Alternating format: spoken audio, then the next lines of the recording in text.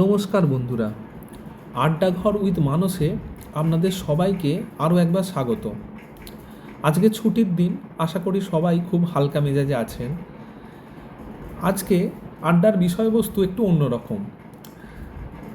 রোজই তো আমরা কাগজে বা টিভিতে মধ্যপ্রাচ্যের যুদ্ধের পরিস্থিতির কথা শুনছি, কিন্তু এর পিছনে একটা পলিটিক্স পিছনে পিছনে চলছে বা একটা সমীকরণ চলছে, যেটা নিয়ে সচরাচর আলোচনা কিন্তু সবসময় হচ্ছে না। তো আজকে মূল প্রশ্ন হলো, আমেরিকার একটা সিদ্ধান্তে কিভাবে পুরো মধ্যপ্রাচ্যের মানচিত্র বদলে যেতে পারে। আর এই হাজার হাজার বছরের যে পুরনো শিয়া সুন্নি দ্বন্দ্ব, তার ফলে কি তাসের ঘরের মতো ভেঙে পড়বে আরব সাম্রাজ্য বা আরবের বিভিন্ন দেশের যে রাজতন্ত্রগুলো চলছে সেগুলো। চলুন ব্যাপারটাকে আমরা একটু আলোচনা করি।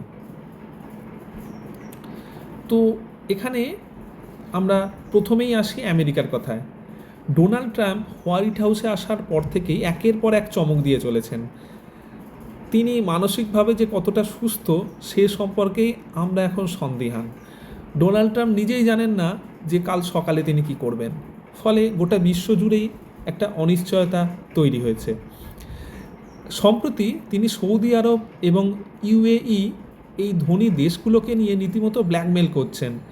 ট্রাম্পের দাবি খুব স্পষ্ট, ইসরায়েল এবং আমেরিকার সাথে ইরানের যে যুদ্ধ চলছে তার সমস্ত খরচ আমেরিকা দেবে না, এর পুরো খরচ দিতে হবে সৌদি আরব এবং ইউএইকে। সম্প্রতি একটা সাংবাদিক সম্মেলনে খুবই ভাইরাল হয়েছে যে সৌদি আরবের প্রিন্স মোহাম্মদ বিন সালমানকে ট্রাম্প খুবই বাজে ভাষায় অপমান করেছেন। আমি ভাষাটা চ্যানেলে আমি বলতে পারছি না, চাইলে আপনারা গুগলে সার্চ করে দেখে নেবেন। মানে খুবই নোংরা ভাষায় একজন প্রেসিডেন্ট সাংবাদিক সম্মেলনে এরকম বলবেন, এ তো আমরা ভাবতেই পারি না। এবং সৌদি আরবের এর ফলে কি হয়েছে না, সমস্ত অহংকারী ধুলোয় মিশে গেছে। তারা প্রকাশ্যে এর প্রতিবাদও করতে পারছে না, আবার এটাকে মেনে নিতেও তারা বাধ্য হচ্ছে। তো ট্রাম্প পরিষ্কারই জানিয়ে দিয়েছেন যে আরব দেশগুলো যদি তাদের পকেট থেকে যুদ্ধের টাকা না মেটায়, তাহলে আমেরিকা হরমুজ প্রণালী থেকে তাদের সেনাবাহিনী সরিয়ে নেবে এবং ইরানকে তাদের নিজের মতো যা খুশি করতে দেবে। উনি বলছেন যে হরমুজ প্রণালী ও তো তোমাদের টেনশান, আমি কেন হরমুজ প্রণালীর টেনশান নেব। তো এখানেই মুশকিলে পড়েছে আরব দেশের যারা রাজা রয়েছেন তারা। মজার ব্যাপার হলো, মাসখানেক আগেও কিন্তু এই সৌদি আরব বা কাতার তারা বারবার আমেরিকাকে বলেছিল যুদ্ধ থামিয়ে দিতে, কারণ যুদ্ধ হলে তাদের যে তেলের ব্যবসা আছে সেটা লাঠে উঠবে এবং তারা যে ইনফ্রাস্ট্রাকচার বানিয়েছে, বিশেষ করে জল পরিশোধের যে ইনফ্রাস্ট্রাকচার বা তেলের ব্যবসা, গ্যাস রিফাইনারির যে ইনফ্রাস্ট্রাকচার, সেগুলি সবই ধ্বংস হবে। কিন্তু এই মুহূর্তে না, তারা 180 ডিগ্রি ঘুরে গেছে। এখন সৌদি এবং ইউএই গোপনে আমেরিকাকে বলছে যুদ্ধ থামাবেন না, দরকার হলে আরও যুদ্ধের মাত্রা বাড়িয়ে দিন, আরও বোমাবর্ষণ করুন, ইরানকে পুরোপুরি শেষ না করে আপনারা ফিরে যাবেন না। কিন্তু ব্যাপার হলো, হঠাৎ তাদের এরকম ভোলবদল হলো কেন? কারণ হলো মারাত্মক ভয়।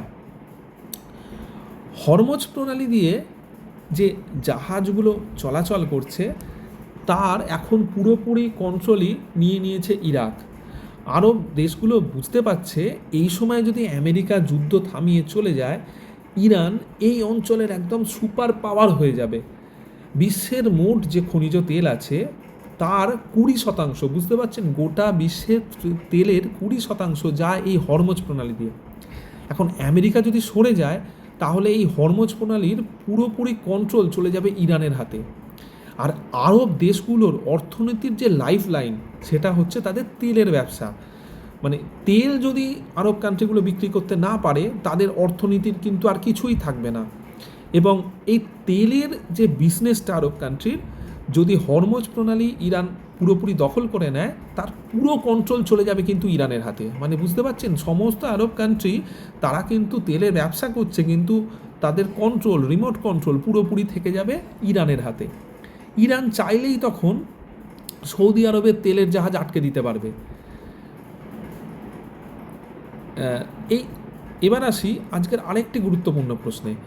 যে এই তেলের জাহাজগুলি যদি ইরান আটকে দেয় তাহলে সেগুলিকে ছাড়ানোর মতো ক্ষমতা আরব কান্ট্রিগুলির নিজেদের কি আছে? এর উত্তর হচ্ছে না। আরব দেশগুলি তারা ইনফ্রাস্ট্রাকচার যতই বাড়াক না কেন অতীতে, কখনোই তারা কিন্তু নিজেদের সেনাবাহিনী বা নিজেদের প্রতিরক্ষার পিছনে তারা কোনো গুরুত্ব দেয়নি বা নিজেরা কিছু করেনি।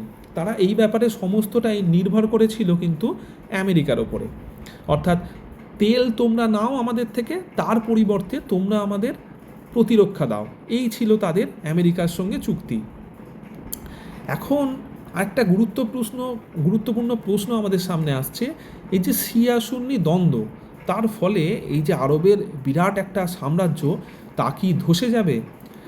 আসলে কিন্তু মধ্যপ্রাচ্যের আসল খেলাটা লুকিয়ে আছে এখানেই। ইরান হলো কট্টর শিয়া অধ্যুষিত একটা দেশ, আর সৌদি আরব, ইউএই এরা হলো সুন্নি রাজতন্ত্র। ভালো করে বুঝবেন, এখানে কিন্তু রাজতন্ত্র, আমাদের দেশের মতো গণতন্ত্র এখানে নেই। যদি ইরান এখন বিজয়ী হিসেবে মাথা তুলে এই এলাকায় দাঁড়ায়, তবে তারা এই সুন্নি রাজতন্ত্রগুলো কি ভেতর থেকে কিন্তু একদম শেষ করে দেবে। যেমন আমরা উদাহরণ হিসেবে ধরতে পারি বাহারিনের কথা। বাহারিনের 65% মানুষ শিয়া মুসলিম, কিন্তু সেখানকার রাজা হলেন সুন্নি। ইরান যদি শক্তিশালী হয় তবে তারা প্রথমেই বাহারিনের শিয়াদেরকে উস্কে দেবে এবং সেখানে বিদ্রোহ করাবে, ফলে রাজতন্ত্রের পতন ঘটবে। বাহারিন যদি পড়ে যায় তবে তার আঁচ সরাসরি গিয়ে পড়বে আশপাশের কান্ট্রিগুলোর ওপর, যেমন সৌদি আরব। কারণ সৌদি আরবের যে অঞ্চলে সবচেয়ে বেশি তেল পাওয়া যায় সেগুলি কিন্তু সব শিয়া অধ্যুষিত এলাকা। অর্থাৎ একটা একটা করে তাসের ঘরের মতো ধসে পড়তে পারে আরবের এই তথাকথিত শক্তিশালী রাজতন্ত্রগুলো। এই যে তারা দেখায় না যে আমাদের এত সোনাদানা রয়েছে, এই আমরা BMW, বুগাটি, এত দামি দামি গাড়ি চাপি, এই যে রাজাদের এই যে বিলাসিতা, তার কিছুই আর তখন থাকবে না। এই ভয়টাই এখন কুড়ে কুড়ে খাচ্ছে সৌদি এবং ইউএইকে।